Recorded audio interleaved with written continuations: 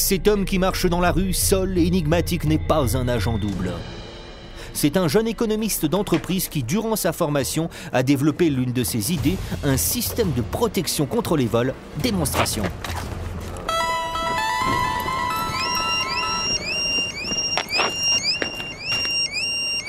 J'ai créé une start-up qui a développé un système de protection qui a la forme d'une carte de crédit qui permet de protéger les objets de valeur via son téléphone portable. Donc j'insère la carte dans l'objet que je veux protéger, ici mon ordinateur portable, et si quelqu'un s'en empare, mon téléphone va m'avertir et une alarme va s'enclencher sur la mallette pour la protéger.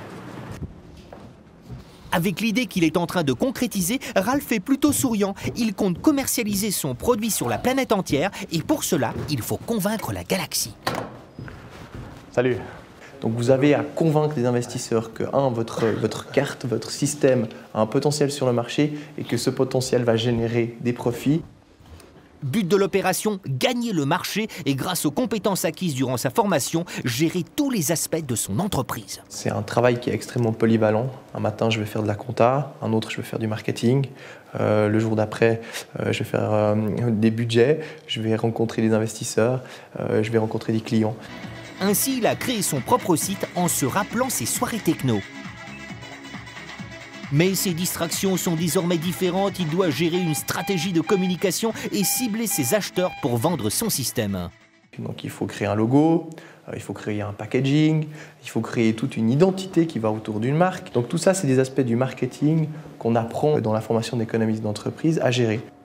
Au niveau des protos, on en est où? Au niveau de l'alarme, tu as pu avancer sur le on va recevoir sous peu les nouveaux. Créer une entreprise, c'est aussi créer une équipe. Hein.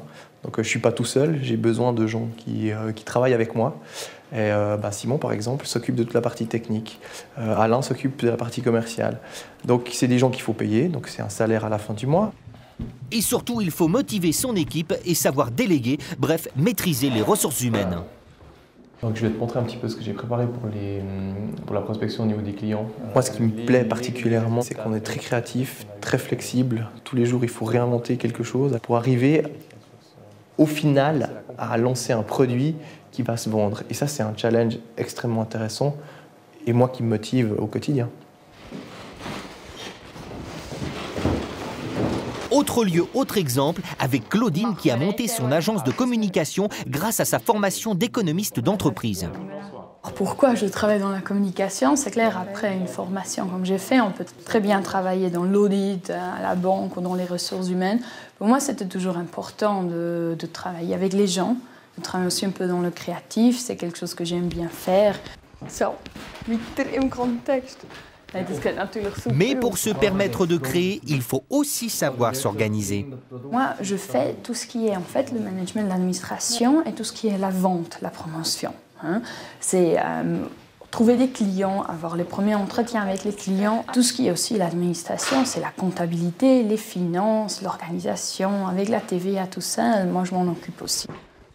Elle s'occupe de tout, elle maîtrise les langues à merveille et elle a deux amis inséparables, ses deux portables. Claudine aurait pu travailler dans une multinationale, mais elle a préféré tenter le pari et lancer sa propre entreprise. C'est clair, c'est une aventure, c'est pas toujours simple. Il faut aussi faire des sacrifices, mais c'est génial de travailler avec un team qui est très jeune, avec des amis. Savoir s'entourer et être ouvert au monde, une des clés du succès pour se réaliser dans cette profession.